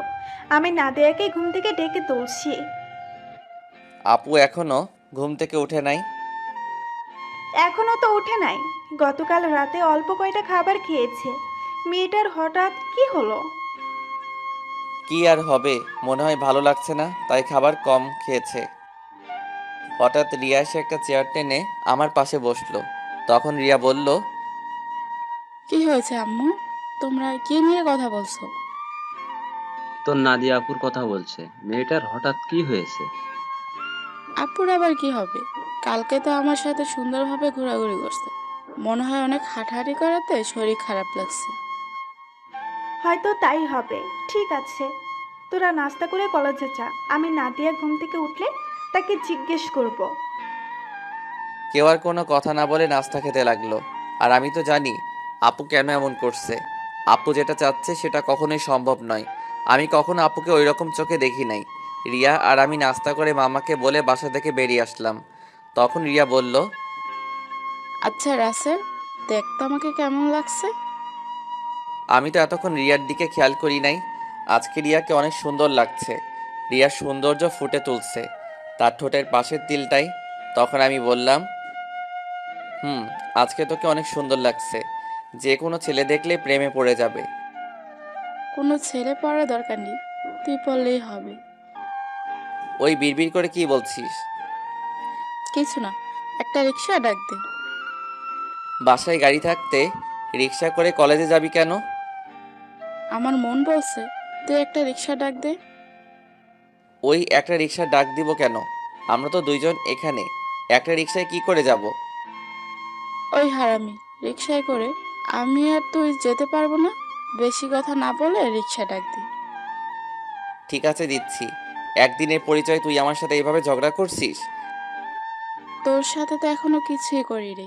তাড়াতাড়ি রিক্সা ডাক দি, এমনি দেরি হয়ে যাচ্ছে। আমি আর কোনো কথা না বলে একটা রিক্সা ডাক দিলাম। দুজনে রিক্সায় উঠলাম। তখন রিয়া বলল, আচ্ছা রাসেল, তুই কি কখনো প্রেম করেছিস কোনো মেয়ের সাথে? আমার দ্বারা এসব হবে না। আমার সাথে কোনো মেয়ে প্রেম করবে না। আমার চেহারা ভালো না। কে বলেছে তোর চেহারা খারাপ? তুই দেখতে অনেক সুন্দর। সুন্দর হলে কি হবে? আপু তো আমাকে কোনো মেয়ের সাথে প্রেম করতে দিবে না। আর আমিও মনের মতো কাউকে পাইনি। আশেপাশে তাকালেও পেতে পারিস।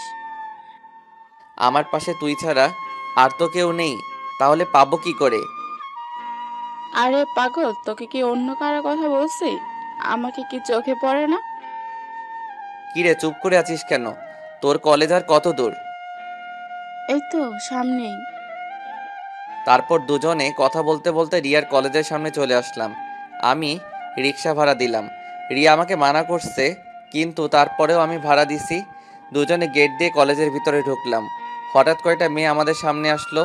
তাদের একটা মেয়ে বলল, কিরে রিয়া, তোর সাথে উনি কে? আগে তো কখনো দেখিনি। আরে আমার মনে হয় কি আমাদের রিয়ার বয়ফ্রেন্ড। দেখতে কিন্তু অনেক সুন্দর। যদি রিয়ার আগে আমি দেখতাম তাহলে ওর সাথে প্রেম করতাম। ওই, তোরা কি চুপ করবি? ঋতু মিতু, তোরাও জানিস ওকে? ও হচ্ছে আমার ফুফাতো ভাই রাসেল। তুই তো কখনো আমাদের তোর ফুফাতো ভাইয়ের কথা বলিস নাই। আমি যদি জানতাম আমার ফুফাতো ভাই আছে, তাহলে তো তোদের অবশ্যই বলতাম। তোরা তো আমার ফুফাতো বোন নাদিয়া আপুকে চিনিস, ওনার ছোট ভাই। ও আচ্ছা, তা ভাইয়া কেমন আছেন? আমি এতক্ষণ ওদের কথা শুনে মাথা নিচু করে রাখলাম। আর রিয়ার কথা শুনে তো আমি আরো অবাক হয়ে গেলাম। সে ওদের সত্যিটা বলে নাই। তখন আমি বললাম, প্রথম কথা হচ্ছে, আমাকে ভাইয়া বলে ডাকা যাবে না। আমি তোমাদের সাথে সেম ইয়ারে পড়ি। আর আলহামদুলিল্লাহ আমি আছি। আপনারা সবাই কেমন আছেন? যেহেতু আমাদের সাথে পড়েন তাহলে আমাদের আপনি না তুই করে বলবেন। আমরাও ভালো আছি। ঠিক আছে, পরে কথা বলা যাবে, এখন চল ক্লাসে।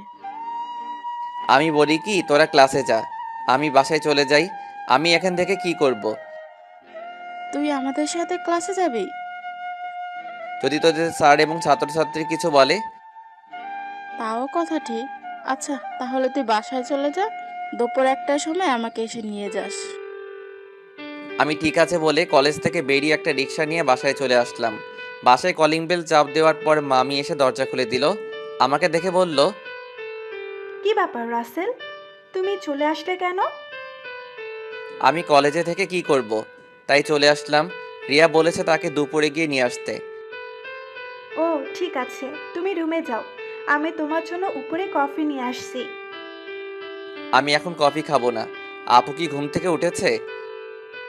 হুম, নাস্তা করে এখন আর রুমে আছে। ঠিক আছে। আমি আপুর রুমে গেলাম বলে ভিতরে ঢুকে আপুর রুমে চলে গেলাম। আপুর রুমে এসে দেখি কার সাথে যেন মোবাইলে হেসে হেসে কথা বলছে। আমাকে দেখে ফোনটা কেটে দিল। তখন বলল, তুই আবার রুমে কেন এসেছিস? আমি তোমার রুমে আসলে সমস্যা কোথায়? আর তুমি কার সাথে কথা বলছো? সেটা কি তোকে বলতে হবে? আপু, তুমি আমার সাথে এইভাবে কথা বলছো কেন? তোর সাথে আমার কথা বলতে ভালো লাগছে না। তুই আমার রুম থেকে বেরিয়ে যা। আমি আর কোনো কথা না বলে আপুর রুম থেকে বেরিয়ে আমার রুমে চলে আসলাম। বিছানায় বসে ভাবতে লাগলাম, আপুর হঠাৎ কি হলো? আমার মনে হয় তার ভালোবাসা অ্যাকসেপ্ট না করার কারণে আমার উপর রেগে আছে। আপুর এমন কথায় কেন জানি আমার অনেক খারাপ লাগছে। পরে ভাবলাম, রাগ করলে করুক, কিছুদিন পর এমনি ঠিক হয়ে যাবে। আর কিছু না ভেবে একটা ঘুম দিলাম। দুপুরের দিকে ঘুম থেকে উঠে দেখি একটা বাজার 10 মিনিট বাকি আছে। তাই কোনো রকম ফ্রেশ হয়ে মামিকে বাসা থেকে বেরিয়ে একটা রিক্সা নিয়ে রিয়ার কলেজের সামনে চলে আসলাম। কলেজের সামনে এসে দেখি রিয়া তার বান্ধবীদের সাথে বাহিরে দাঁড়িয়ে আছে। আমাকে দেখে ঋতু আর মিতুর থেকে বিদায় নিয়ে আমার সাথে রিক্সায় উঠে বসলো। তোর আসতে লেট হলো কেন? আসলে কলেজ থেকে গিয়ে ঘুমিয়ে পড়ছি। উঠতে একটু দেরি হয়ে গেছে, তাই আসতে একটু দেরি হয়েছে। ওহ, তারপর দুজনে কথা বলতে বলতে বাসায় চলে আসলাম। এবার রিয়া আমাকে রিক্সা ভাড়া দিতে দিল না, রিয়া এবার রিক্সা ভাড়া দিল। তারপর দুজনে বাসার ভিতরে ঢুকে যে যার রুমে চলে গেলাম। দেখতে দেখতে 10টা দিন চলে গেল। রিয়া আর তার বান্ধবীদের সাথে ভালো বন্ধুত্ব হয়েছে, কিন্তু আপু আমার সাথে ঠিকভাবে কথা বলে না। সব সময় কার সাথে যেন ফোনে হেসে হেসে কথা বলে। আপুর এড়িয়ে চলা আমার অনেক খারাপ লাগে। এখন কেন জানি আপু ফোনে কারোর সাথে হেসে হেসে কথা বললে আমার কেমন জানি লাগে। রাতে সবাই মিলে খাবার খেতে লাগলাম। তখন নাদিয়া আপু বলল, মামা মামি আমি কালকে ঢাকায় ফিরে যাব, আমার জরুরি কাজ আছে। তুই যাবি মানে? তাহলে রাসেল কি করবে? ও যাবে কিনা সেটা বলতে পারো। রাসেল, তুমি কি বলো? নাদিয়ার সাথে কি তুমি যাবে, নাকি তুমি আরো কিছুদিন থাকবে? না মামা মামি, আমিও আপুর সাথে কালকে চলে যাব। আমি থেকে কি করব? তাহলে ঠিক আছে। তা গাড়ি নিয়ে যাবে নাকি বাসে করে যাবে? না মামা, আমরা বাসে করে যাব। তুমি ড্রাইভারকে বলে দিও আমাদের বাস কাউন্টারে নামিয়ে দিয়ে আসতে। ঠিক আছে। হঠাৎ রিয়ার আবার কি হলো? ও খাবার না খেয়ে রুমে চলে গেল কেন? সেটা আমি বলবো কেমন করে? তুমি গিয়ে তোমার মেয়েকে জিজ্ঞেস করো। ঠিক আছে, ওর সাথে পরে কথা বলবো। এখন খাবার খাও। সবাই খাবার খেতে লাগলো। আমি খাবার খেয়ে রুমে চলে আসলাম। রুমে এসে দেখি টেবিলের উপর একটা কাগজ, লেখা আছে, রাসেল তুই একটু ছাদে আয়, আমি রিয়া, তোর সাথে কিছু কথা আছে। রিয়া হঠাৎ আমাকে ছাদে যেতে বলল কেন? আমি আর কোনো কিছু না ভেবে রুম থেকে বেরিয়ে ছাদে চলে গেলাম। ছাদে নিয়ে দেখি রিয়া ছাদের একটা কোথায় অন্যদিকে তাকিয়ে আছে। আমি রিয়ার সামনে গেলাম। তারপর রিয়াকে বললাম, বল আমাকে ছাদে আসতে বললি কেন? রিয়া আমার দিকে ঘুরে তাকালো। রিয়ার চোখ দেখি লাল হয়ে আছে, মনে হয় কান্না করছে। রিয়া বলল, রাসেল, আমি তোকে কিছু কথা বলতে চাই, প্লিজ তুই না করিস না।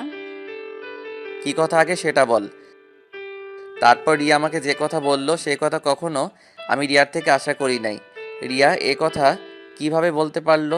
রাসেল, আমি তোকে প্রথম যেদিন আমাদের বাসায় দেখি, তোর সাথে ধাক্কা খাই, সেদিন থেকে আমি তোকে ভালোবেসে ফেলেছি।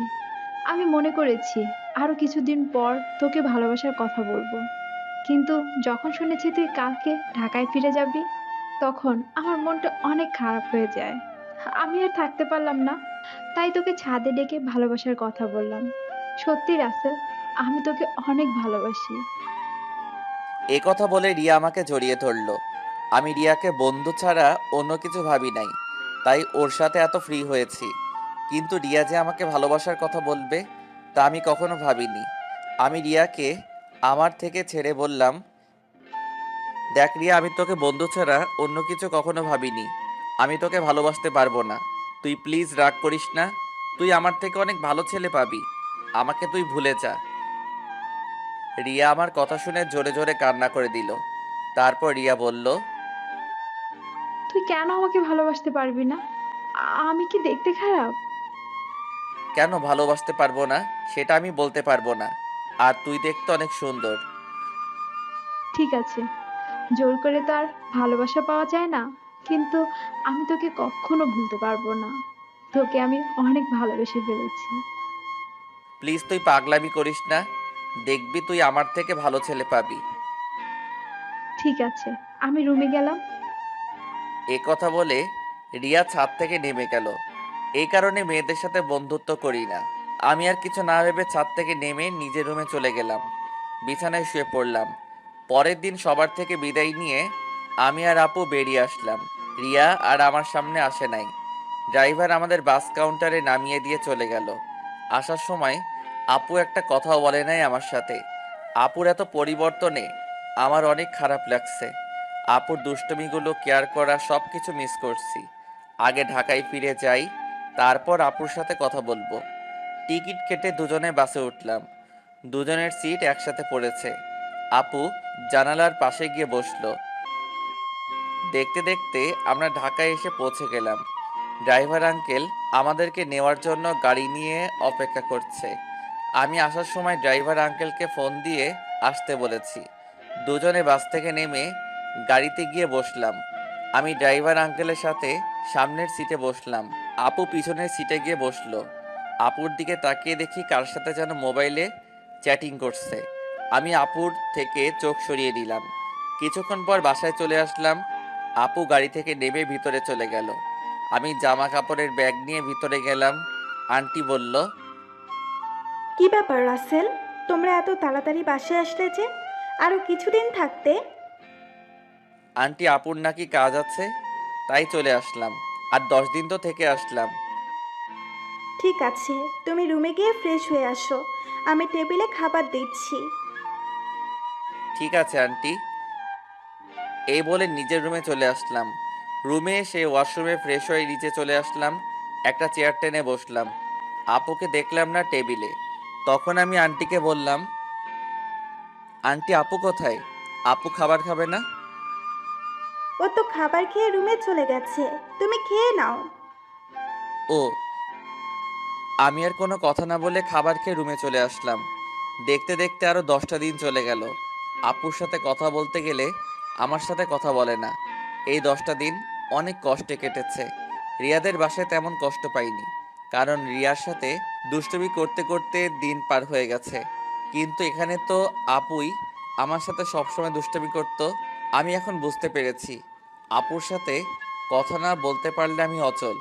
আপুর আগের দুষ্টুমিগুলো খুব মিস করছি। আমার মনে হয় আমিও আপুকে ভালোবেসে ফেলেছি। কিন্তু আন্টি আঙ্কেল কি আমাদেরকে মেনে নিবে? সমাজের মানুষ কি বলবে? আপুকে দেখি এখন সবসময় হাসি খুশি থাকে, কার সাথে যেন মোবাইলে সারাদিন কথা বলে। আপু কি তাহলে অন্য কাউকে ভালোবাসে? না, আমার মনের কথা আপুকে খুলে বলতে হবে। রাতে রাফিকে ফোন দিয়ে বললাম কলেজের সামনে দেখা করতে। রাফিকে বলে দেখি সে কি বলে। আমি একটা জামা গায়ে দিয়ে বাসা থেকে বেরিয়ে একটা রিক্সা নিয়ে কলেজের সামনে চলে গেলাম। কিছুক্ষণ পর দেখি রাফি বাইক নিয়ে আমার সামনে আসছে। রাফি বাইকটা সাইড করে আমার সামনে এসে বলল, কিরে, হঠাৎ জরুরি দেখা করতে বললি কেন? আসলে তোর সাথে একটা কথা আমি শেয়ার করি নাই, এখন না করেও পারছি না। কি কথা বল। তাহলে শোন। তারপর রিয়াদের বাসা এবং আপুদের বাসা থেকে সবকিছু খুলে বললাম। এখন তুই বল আমি কি করব? আঙ্কেল আন্টি যদি জানতে পারে তাহলে তো আমাকে বাসা থেকে বের করে দিবে। তখন আমি কোথায় যাব? তোর এই বন্ধু থাকতে তোর কোনো সমস্যা নেই। তুই আপুকে তোর মনের কথা খুলে বল, পরেরটা পরে দেখা যাবে। আপু কি এখন আমাকে ভালোবাসবে? আমি তো তার মনে কষ্ট দিচ্ছি। হয়তো কিছুদিন তোর সাথে অভিমান করে থাকবে, তারপর এমনি অ্যাকসেপ্ট করে নিবে। আমার মনে হয় আপু অন্য কোনো ছেলেকে ভালোবাসে। সারাদিন দেখি কার সাথে যেন মোবাইলে হেসে হেসে কথা বলে। আগে তুই আপুকে মনের কথা খুলে বল, তারপর দেখ আপু কি বলে। যদি রাজি না হয় তারপরও তুই আপুর পিছনে লেগে থাকবি। তোকে যদি সত্যিই ভালোবাসে তাহলে দেখবি তোর সাথে বেশি দিন অভিমান করে থাকবে না। তুই আপুর সব অত্যাচার সহ্য করে নিবি। ঠিক আছে, আজকে আমি আপুকে মনের কথা খুলে বলবো। আমি আর থাকতে পারছি না। এই 10টা দিন আমি অনেক কষ্ট পেয়েছি। ওকে, চল তোকে বাসায় নামিয়ে দিই। ঠিক আছে চল। আমি রাফির বাইকে করে বাসায় চলে আসলাম।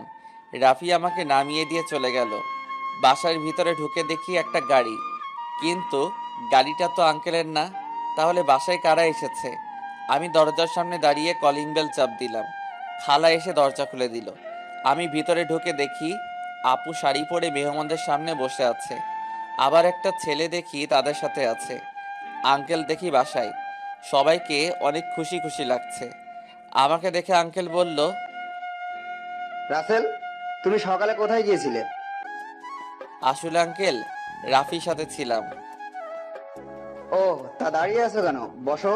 দেখ, নাদিয়াকে ওরা দেখতে এসেছে। তাদের নাদিয়াকে পছন্দ হয়েছে, এখন বিয়ের দিন তারিখ ঠিক করবে।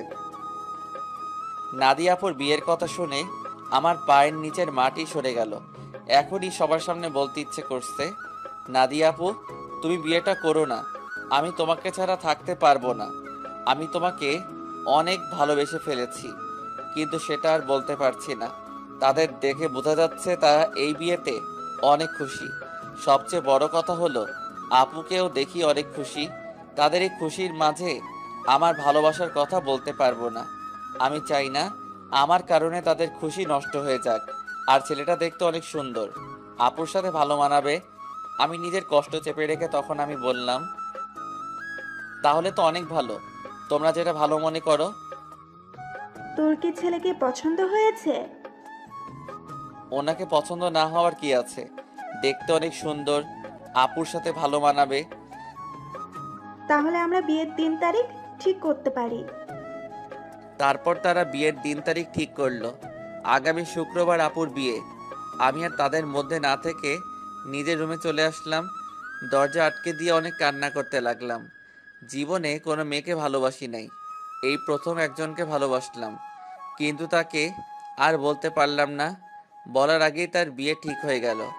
হঠাৎ আমার মোবাইলটা বেজে উঠল। দেখি রিয়া ফোন দিছে। আজকে এতদিন পরে রিয়া আজকে ফোন দিছে। চোখের পানি মুছে ফোনটা রিসিভ করলাম। কিরে, কেমন আছিস?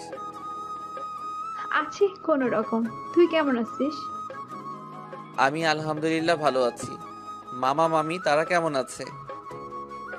সবাই ভালো আছে, কিন্তু তোর কথা কেমন জানি লাগছে। কি হয়েছে তোর? আমার তো কিছুই হয়নি। তুই মনে হয় আমার থেকে কিছু লুকাচ্ছিস। বল, কি হয়েছে তোর? বলতে পারি, কিন্তু তুই আমাকে কথা দিতে হবে, তুই কাউকে কিছু বলবি না। ঠিক আছে, বলবো না। এবার বল। তাহলে শোন। রিয়াকে সবকিছু খুলে বললাম। এটা তুই কি বলছিস? আমি ফুফা ফুফির সাথে কথা বলি? না রে, তারা শুনলে অনেক কষ্ট পাবে। তারা এই বিয়েতে অনেক খুশি। তাহলে তুই কষ্ট পাচ্ছিস কেন? আমি কষ্ট পেলে কিছু হবে না। আমি চাই না আমার কারণে তাদের আশা ভরসা সব নষ্ট হয়ে যাক। তুই কি পারবি আপুকে ভুলে থাকতে? আমাকে ভুলে থাকার চেষ্টা করতে হবে। এই বিয়েতে আপু রাজি আছে। তাহলে আপু যখন তোকে ভালোবাসার কথা বলেছে, তখন রাজি হোসনি কেন? তখন তো আমি আপুকে ওই চোখে দেখি নাই, আমার বড় বোনের মতো দেখেছি। আর আঙ্কেল আন্টি এবং সমাজের কথা চিন্তা করে আপুকে মানা করে দেই। তখন যদি রাজি হতি, তাহলে আজকে আর এত কষ্ট পেতে হতো না। এখন তুই কি করবি? এখন আমি আপুকে ভুলে থাকার চেষ্টা করব। আপুর বিয়ে হয়ে গেলে আঙ্কেল আন্টি একা হয়ে যাবে, তাই আমি চাই বাকিটা জীবন তাদের সাথে পার করে দিতে। ঠিক আছে, তাহলে ভালো থাকিস। আর যা কিছুই করিস, চিন্তা ভাবনা করে করিস। বাই। এই বলে রিয়া ফোন কেটে দিল। আমার চোখ দিয়ে আবার পানি পড়তে শুরু করলো। কান্না করতে করতে নিচে ঘুমিয়ে গেলাম। রাতে সবাই টেবিলে বসে খাবার খেতে লাগলাম। তখন আঙ্কেল বলল, রাসেল, আমি চাই নাদিয়ার বিয়ের সবকিছু তুমি করবে। ঠিক আছে আঙ্কেল। আরে রাসেল, তোমার চোখ দুটো লাল হয়ে আছে কেন? কি হয়েছে তোমার? আসলে আন্টি চোখে কি যেন পড়েছে, তাই লাল হয়ে গেছে। চিন্তা করবেন না, এমনি ঠিক হয়ে যাবে। আমি নাদিয়া আপুর দিকে তাকিয়ে দেখি এক মনে খাবার খেয়ে যাচ্ছে। আমি তার থেকে চোখ সরিয়ে হালকা খাবার খেয়ে রুমে চলে আসলাম। রুমে এসে দেখি মোবাইলটা বাজতে আছে।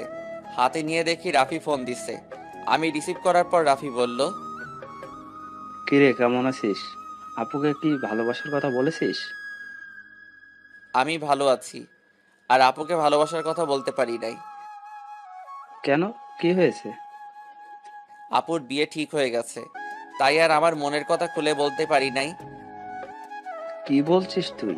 কোথায় বিয়ে ঠিক হয়েছে? ছেলের বাড়ি কোথায় সেটা বলতে পারবো না। ছেলেটা দেখতে অনেক সুন্দর। তুই আমাকে বাসার সামনে নামিয়ে দিয়ে যাওয়ার পর তারপর সব খুলে বললাম। এটা তুই কি বলছিস? তুই কি পারবি আপুকে বলে থাকতে? তুই একবার আঙ্কেল আন্টিকে কথাটা খুলে বল, আর না হয় আপুকে বল। না রে, আমি চাই না আমার কথা শুনে তারা কষ্ট পাক। এই বিয়েতে তারা সবাই খুশি আছে, আর নাদিয়া আপুও রাজি আছে। আঙ্কেল আন্টির কথা চিন্তা করে নিজেকে কষ্ট দিবি? তুই কি থাকতে পারবি? শোন, আঙ্কেল আমাকে রাস্তা থেকে তুলে এনে তাদের বাসায় ঠাঁই দিছে। তাদের মতো একটা পরিবার পেয়েছি। আমার মতো এতিম ছেলেকে নিজের ছেলের মতো দেখেছে। তাহলে আমি এ কথা বলি কেমন করে? আর নাদিয়া আপুকে আমি ভুলে যাব? কিছুদিন গেলে সবকিছু ঠিক হয়ে যাবে। তুই মানুষ না রে, তুই একটা ফেরেশতা। তোর মতো বন্ধু পাওয়া ভাগ্যের ব্যাপার। ঠিক আছে, ভালো থাকিস। কালকে থেকে বিয়ের সবকিছু আমাকে করতে হবে, আজকে আঙ্কেল বলেছে। ওকে, ভালো থাকিস, আল্লাহ হাফেজ। এই বলে রাফি ফোন কেটে দিল।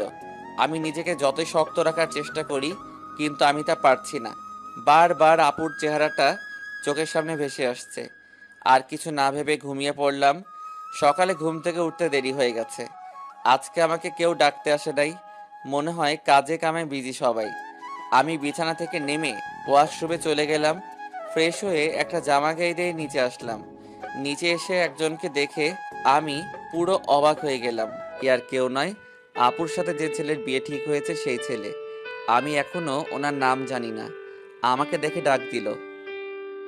আসসালামু আলাইকুম দুলাভাই, কেমন আছেন? আলহামদুলিল্লাহ, ভালো আছি। তুমি কেমন আছো? আমিও ভালো আছি।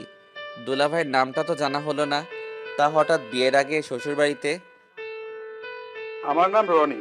নিজের অফিস দেখাশোনা করছি। আর আজকে নাদিয়াকে নিয়ে মার্কেটে যাব বিয়ের কেনাকাটা করতে। আমি চাই নাদিয়ার পছন্দ মতো সবকিছু কিনে দিতে। খুব ভালো, তা আপু কোথায়? নাদিয়া রেডি হয়ে আসছে, তুমিও আমাদের সাথে চলো। না দুলাভাই, আঙ্কেল আমাকে বিয়ের সব কিছুর দায়িত্ব দিছে। আমি নাস্তা করে বাইরে গিয়ে বিয়ের কার্ডের অর্ডার, ডেকোরেশন সব কিছু করে আসতে হবে। আমার হাতে অনেক কাজ। আপনি আপুকে নিয়ে যান। তোমার যখন কাজ আছে তাহলে তো আর জোর করা যাবে না। চলুন, নাস্তা করবেন। আমি বাসা থেকে করে এসেছি, তুমি করে নাও। ঠিক আছে বলে নাস্তার টেবিলে চলে আসলাম। খালা আমাকে নাস্তা দিয়ে গেল। হঠাৎ সিঁড়ির উপর চোখ গেল, দেখি আপু সুন্দরভাবে সেজেগুজে নিচে নামছে। আপুকে দেখতে অনেক সুন্দর লাগছে। আপু আমার দিকে তাকাতেই আমি চোখ সরিয়ে নিলাম। তারপর তারা দুজনে বাসা থেকে বেরিয়ে গেল। আমি হালকা নাস্তা করে বাসা থেকে বেরিয়ে রিক্সা নিয়ে রাফিদের বাসার সামনে চলে আসলাম। ভাড়া মিটিয়ে কলিং বেল চাপ দিলাম। কিছুক্ষণ পর রাফির আম্মু দরজা খুলে দিল। আসসালামু আলাইকুম আম্মু, কেমন আছো? এতদিন পর তোর এই আম্মুর কথা মনে পড়ছে? সরি আম্মু, আমার ভুল হয়ে গেছে। আর কখনো এমন ভুল করব না। ঠিক আছে, এখন ভিতরে আয়। রাফি তার রুমে আছে, তুই ওর রুমে যা। আমি কফি পাঠিয়ে দিচ্ছি। ঠিক আছে আম্মু। আমি ভিতরে ঢুকে ওপরে রাফির রুমে যেতে লাগলাম। এবার আপনাদের বলি, রাফির আম্মু জানে আমার আব্বু আম্মু নেই, আমি একটা এতিম ছেলে। তখন রাফির আম্মু আমাকে বলে, কে বলেছে তোর আব্বু আম্মু নেই? আজকে আমি তোর আম্মু। এখন থেকে আমাকে আম্মু বলে ডাকবি। এখন আমার দুই ছেলে। এরপর থেকে রাফির আম্মুকে আমি আম্মু বলে ডাকি। রাফির রুমে এসে দেখি রাফি বিছানায় শুয়ে মোবাইল টিপতে আছে। আমাকে দেখে উঠে বসলো। কিরে, তুই কখন আসলি? এই তো কিছুক্ষণ আগে। তা তুই আসবি, আমাকে তো বললি না। আমি তো এমনি আসি নাই, আপুর বিয়ের সব দায়িত্ব আঙ্কেল আমাকে দিছে। আমি তো একা একা সব কিছু করতে পারবো না, তাই তোকে নিয়ে সব কিছু করব। নিজের ভালোবাসার মানুষের বিয়ের সব দায়িত্ব তুই পালন করবি, তোর কি একটুও কষ্ট হচ্ছে না? কষ্ট হলে তো কিছুই করার নেই। আঙ্কেল আন্টি সুখের জন্য আমি সব কিছু করতে রাজি আছি।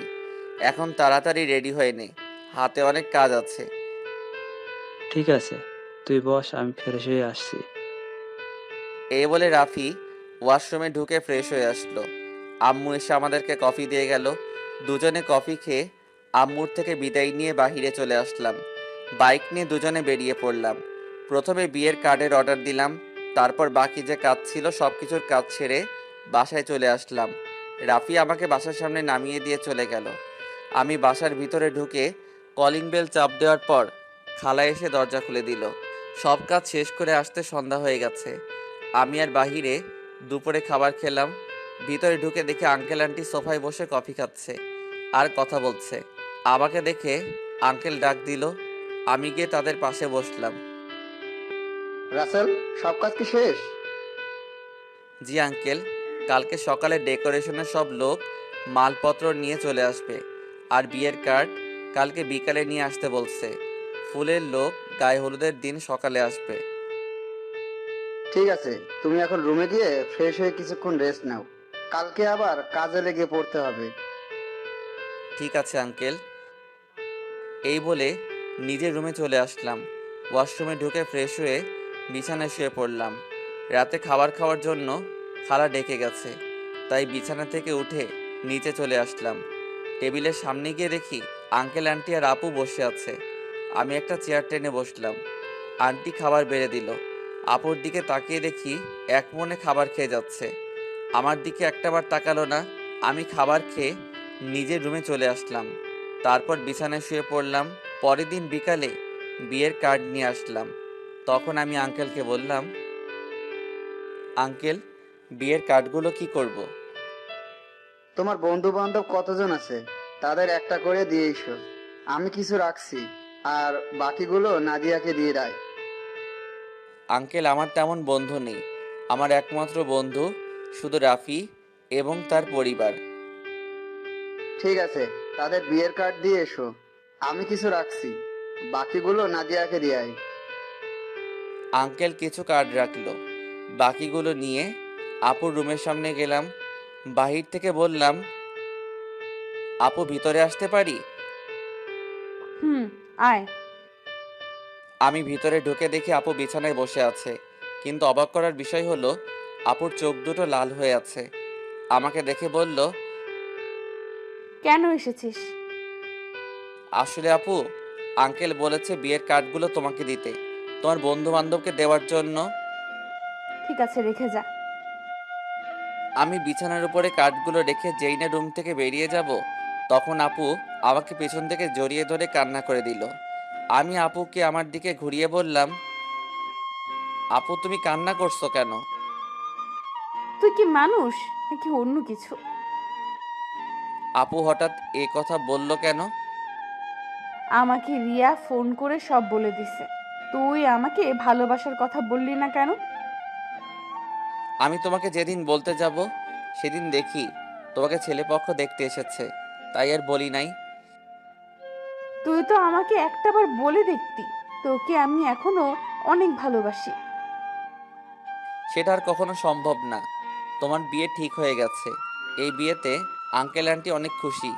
আমি চাই না তাদের মনে কষ্ট দিতে। তুই মা বাবার সুখের কথা চিন্তা করে নিজের ভালোবাসা কোরবানি দিবি? এছাড়া আমার কোনো উপায় নেই।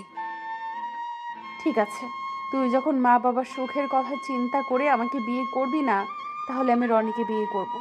কিন্তু কখনো রনিকে স্বামীর অধিকার দিব না। আমি তোকে ভালোবাসি আর সারা জীবন বেঁচে যাব। আপু তুমি এমন পাগলামি করো না। আমাকে তুমি ভুলে যাও। নিজের বাবা মার কথা একটাবার চিন্তা করো। তোমার এই বিয়েতে তারা অনেক খুশি। তুই আমার রুম থেকে বেরিয়ে যা।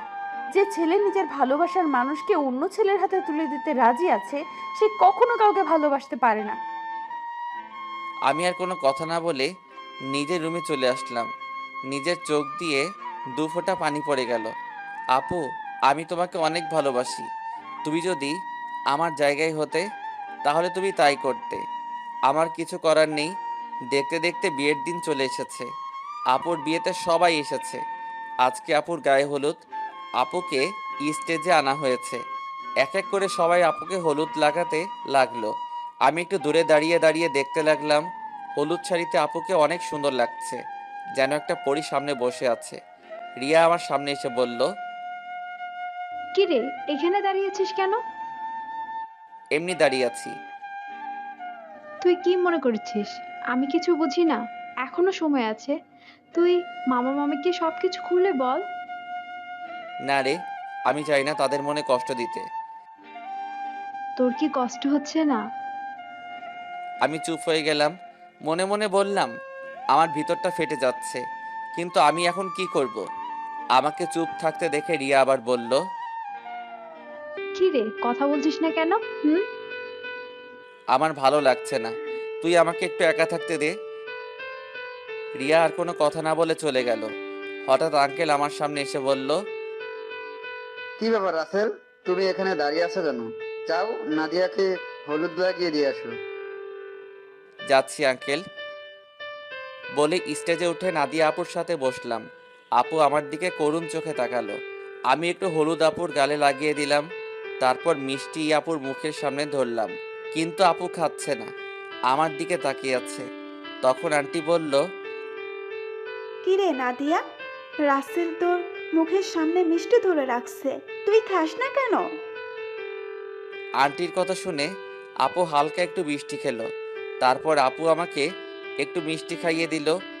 আমি আর বসে না থেকে ছাদে চলে গেলাম। অনেক কষ্টে আপুর সামনে চোখের পানি আটকে রেখেছি। ছাদের কিনারে দাঁড়িয়ে কান্না করতে লাগলাম। আজকের রাতটা পার হলে কালকে আপুর বিয়ে হয়ে যাবে। নিজের চোখের সামনে কিভাবে দেখবো আপুর বিয়ে? আমার চোখের পানি কোনো বাধা মানছে না, অঝোর ধারায় পানি পড়তে লাগলো। ছাদে কতক্ষণ ছিলাম বলতে পারবো না। আমার একটা জিনিস কিছুতেই মাথায় ঢুকছে না, রাফিকে আজকে গায়ে হলুদে দেখলাম না। ও কোথায়? আমাকে তো বলছে সন্ধ্যার পর চলে আসবে। আম্মু আব্বু তারা এসেছে, কিন্তু তাকে দেখলাম না। পকেট থেকে মোবাইলটা বের করে রাফিকে ফোন দিলাম, কিন্তু তার মোবাইল বন্ধ বলছে। আমি আর কিছু না ভেবেই নিচে নামতে যাব, হঠাৎ ছাদে কারো আসার শব্দ পেলাম। নিচের দিকে তাকিয়ে দেখি আপু ছাদের দিকে আসছে। আপু আমাকে দেখে হাত ধরে টেনে ছাদের কিনারে নিয়ে আসলো। তখন আপু বলল, নিজেকে এত কষ্ট দিচ্ছিস কেন রাসেল? এখনো সময় আছে। তুই আব্বু আম্মুকে সব কিছু খুলে বল। তুই যদি বলতে ভয় পাস তাহলে আমি বলি। না আপু, তুমি এই কাজ কখনো করবে না। তারা শুনলে অনেক কষ্ট পাবে। আমি চাই না তারা আমার কথা শুনে কষ্ট পাক। তুই কি পারবি আমাকে ছেড়ে থাকতে? আমাকে পারতেই হবে। রাসেল, শেষবারের মতো আমার একটা কথা রাখবি? কি কথা বলো? তুই কালকে আমার সামনে আসিস না। আমি তোকে সামনে দেখলে কবুল বলতে পারবো না। ঠিক আছে, আমি তোমার সামনে থাকবো না। আমাকে জড়িয়ে ধরে একটা কিস করবি? কালকের পর তো অন্য পুরুষের সাথে থাকতে হবে। এখানে অন্য পুরুষ কোথায় থেকে আসলো? সে তো হবে তোমার স্বামী। কিন্তু আমি তো তাকে কখনো স্বামী হিসেবে মানবো না। আমি শুধু তোকে ভালোবাসি। প্লিজ আপু, তুমি আমাকে ভুলে যাও। স্বামী সংসার নিয়ে নতুন জীবন শুরু করো। আমি কখনো তোকে ছাড়া নতুন জীবন শুরু করতে পারবো না। আপু, তোমাকে আমার কসম দিয়ে বলছি, তুমি আঙ্কেল আন্টির মনে কষ্ট দিও না। সব বাবা মা চায় তার মেয়ে যেন সুখী থাকে। ঠিক আছে, তুই যা বলছিস তাই হবে। এখন আমাকে শেষবারের মতো জড়িয়ে ধরে একটা কিস কর। তোর কাছে এটাই আমার শেষ চাওয়া। আপু, তোমাকে জড়িয়ে ধরতে পারবো, কিন্তু কিস করতে পারবো না। এটা একমাত্র তোমার স্বামীর অধিকার। ঠিক আছে, তাহলে জড়িয়ে ধর। আমি আপুকে জড়িয়ে ধরলাম। আপু শুধু চোখের পানি ফেলছে। আমাকে কিছুক্ষণ জড়িয়ে ধরে নিচে নেমে গেল। পরের দিন আমি কাজে বিজি থাকতে শুরু করলাম। সব কিছু ঠিকঠাক মতো দেখিয়ে দিতে লাগলাম। কিছুক্ষণ পর আম্মু আমার সামনে আসলো। কিরে রাসেল, তোকে গতকাল থেকে ঠিকভাবে দেখতে পাচ্ছি না, কোথায় কোথায় থাকিস? আসলে আম্মু, আপুর বিয়ের সব দায়িত্ব আমার হাতে, তাই কাজে কামে এদিক ওদিক দৌড়াতেছিলাম। তোর চোখ দুটো দেখে লাল হয়ে আছে, কি হয়েছে তোর? আমার কিছু হয়নি আম্মু, এমনি রাতে একটু ঘুম কম হয়েছে। বেশি রাতে ঘুমাইছি তো, আবার সকাল সকাল ঘুম থেকে উঠে কাজে লেগে পড়ছি। ঠিক আছে, তুই থাক, ভেতরে যাচ্ছি। ওকে আম্মু। আচ্ছা আম্মু, রাফি কোথায়? কালকে থেকে রাফিকে দেখছি না, ওর মোবাইলও বন্ধ। আমাকে তো বলছে তার কি একটা কাজ আছে, তাই সে আসতে পারবে না, কিন্তু আজকে দুপুরে চলে আসবে বলছে। মোবাইল বন্ধ কেন সেটা তো বলতে পারবো না। ও, আম্মু আর কোনো কথা না বলে চলে গেল। আমি আবার কাজে লেগে পড়লাম। দেখতে দেখতে দুলা আসার সময় হয়ে গেছে। এদিকে আমার সব কিছু ঠিকঠাক মতো হয়ে গেছে।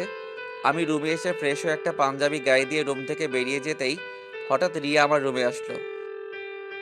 কিরে, তুই হঠাৎ আমার রুমে? রাসেল, তোর অনেক কষ্ট হচ্ছে তাই না রে? আমি সব কষ্ট মাটি চাপা দিয়ে দিছি।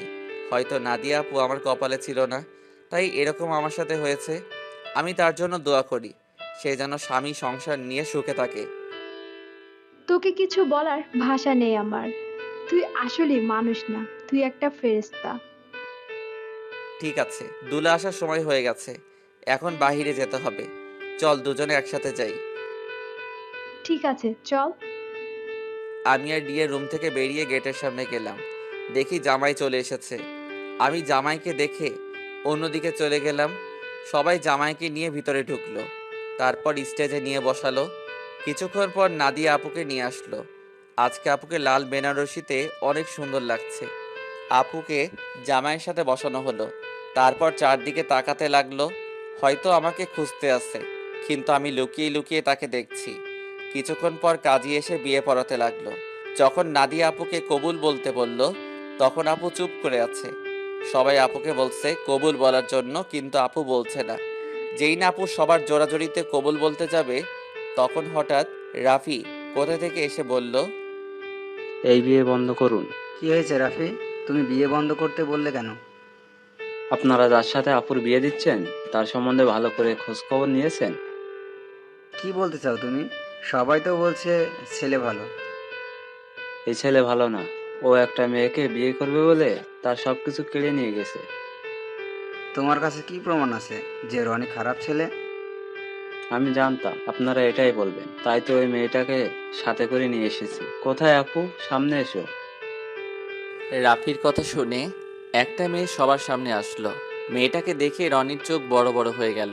তখন রাফি বলল, বোন, তুমি সবার কাছে সত্যিটা খুলে বলো। আমার নাম মিম। রনির আর আমার 1 বছরের রিলেশন। সে আমাকে বিয়ে করবে বলে আমার সব কিছু কেড়ে নিয়ে গেছে।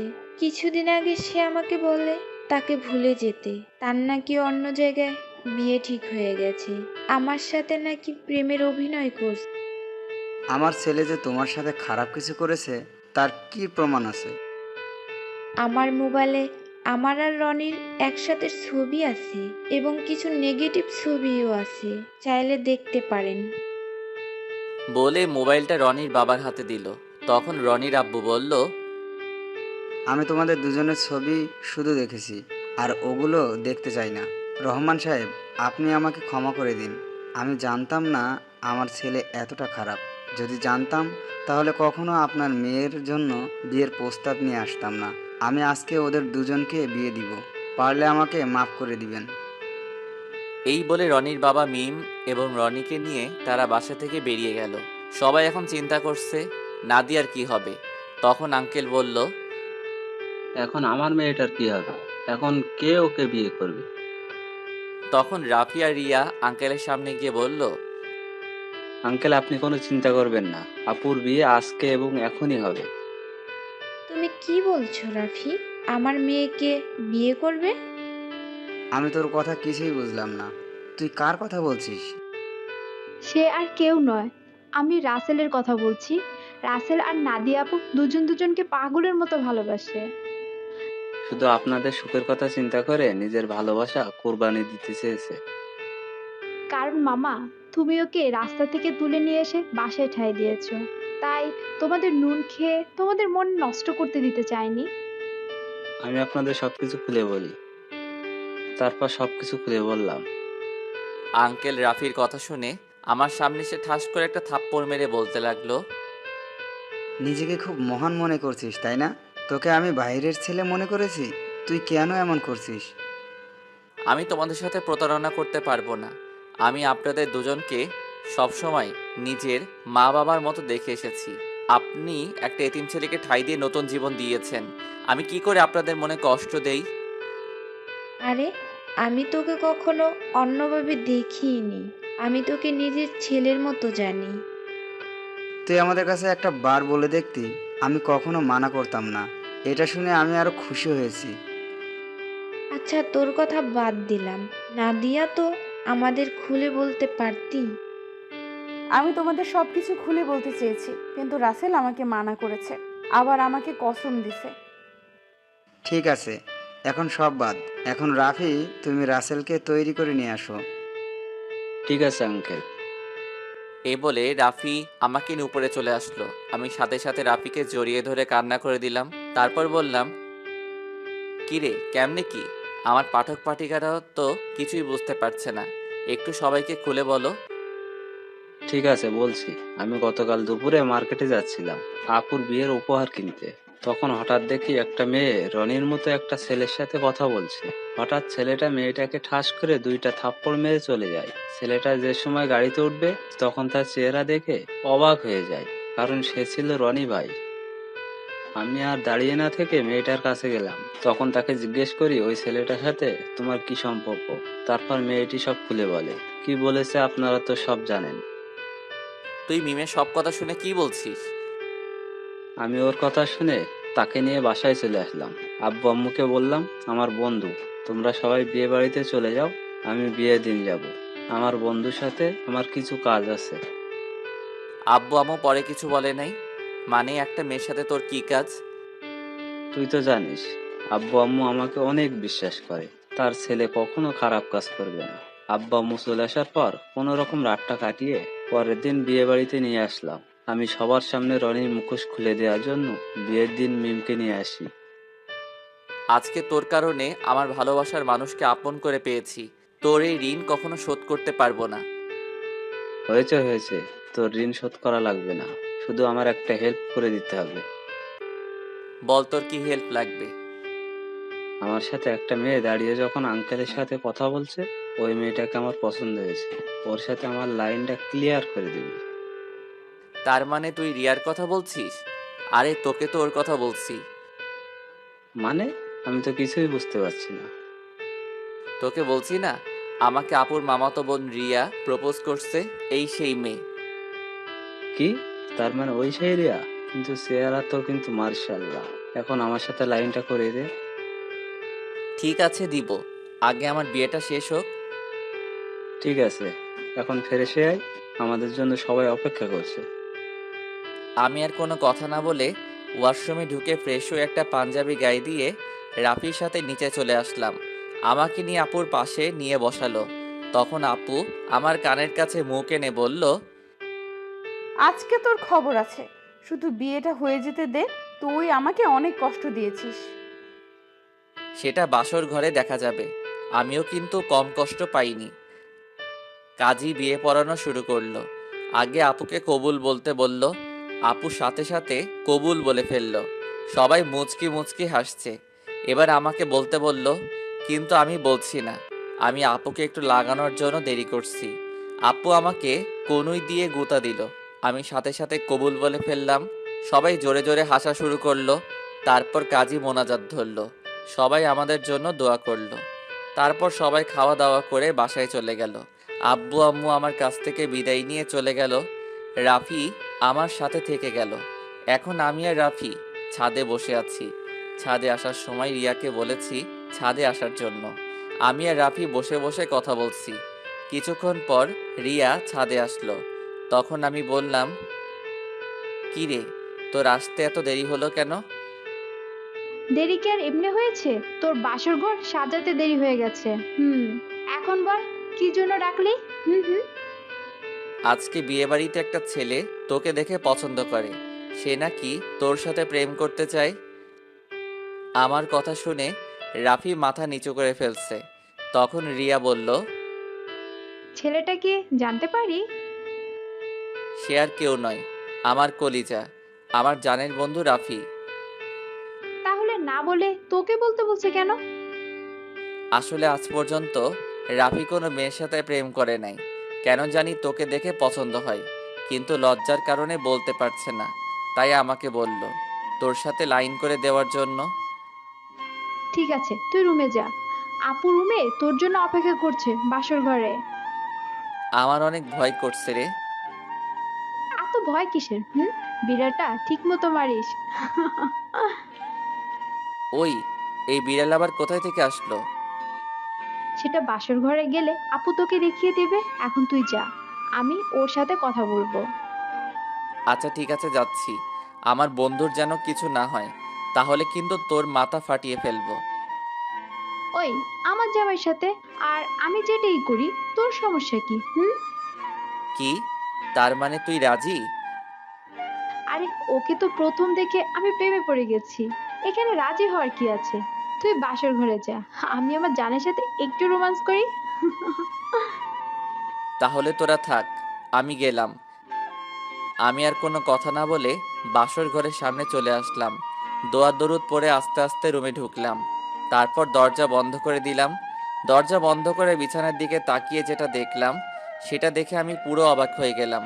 দেখি নাদিয়া আপু একটা লাঠি নিয়ে বিছানায় বসে আছে। আমি আপুর সামনে গেলাম। তখন আমি বললাম, আপু, তুমি লাঠি নিয়ে বসে আছো কেন? ঠাস করে একটা বাড়ি মেরে দিল। তখন আমি বললাম, তুমি আমাকে মারলে কেন? প্রথমে আপু বললি কেন? আপুকে আপু বলবো না তো কি বলবো?